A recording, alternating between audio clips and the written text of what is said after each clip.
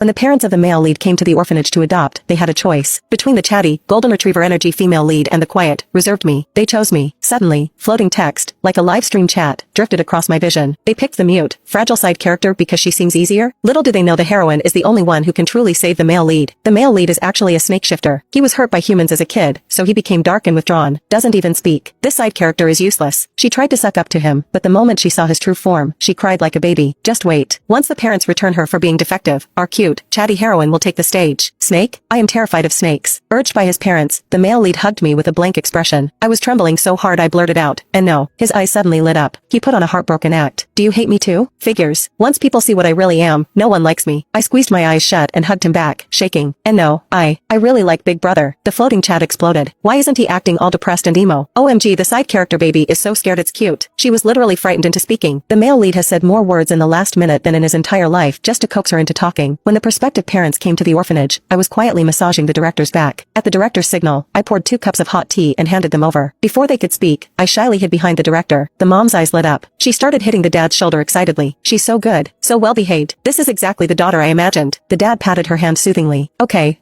I know, but we have to ask her first. He looked at me kindly. Sweetie, how old are you? My face turned red, and I twisted the hem of my shirt helplessly. The mom started hitting the dad again, suppressing a squeal. So cute. The director stepped in to save me. To be honest, Penny is a good child. Everyone here loves her. It's just, she can't speak. The parents looked at each other, surprised. My heart sank. I lowered my head. Many people had wanted to adopt me before, but once they found out I was mute, they all gave up. This time would be the same. Just then, a commotion erupted in the hallway. The door banged open. A teacher rushed in, trying to catch a girl with twin ponytails. Mia, you little rascal, give Charlie his hearing aid back. The girl stuck out her tongue and grinned. Hi auntie, hi uncle, hi director. Then she zoomed off again. Rows of text floated across my vision. Our cute little demon spawn heroine is here. The parents still prefer the quiet mute girl, but the heroine is the real soulmate who can save the male lead. The heroine gets the male lead to talk using just a stinky sock. The parents were so happy. Hurry up and ditch the useless side character. Take our baby heroine home. Reading the text, a sour feeling spread in my chest. These comments started appearing about 2 weeks ago. I was slowly understanding what they meant. Apparently, I was in a story where everyone loved the main character, and I was just cannon fodder. The comments loved comparing me to Mia, using her liveliness to highlight my dullness. The director spoke up. If your son is withdrawn, it might be better to choose a livelier girl to keep him company. I worry Penny might not meet your expectations. The parents fell silent. I stared at my toes. I was used to this. The director was just worried I'd be returned if I didn't fit in, which would only hurt more. The parents huddled together and whispered. Then the mom made a decision. So what if she can't speak? My son doesn't speak either. Exactly. Like father, like son. If we like Penny this much, our son won't be too bad. Worst case, the whole family learns sign language. It's a new skill.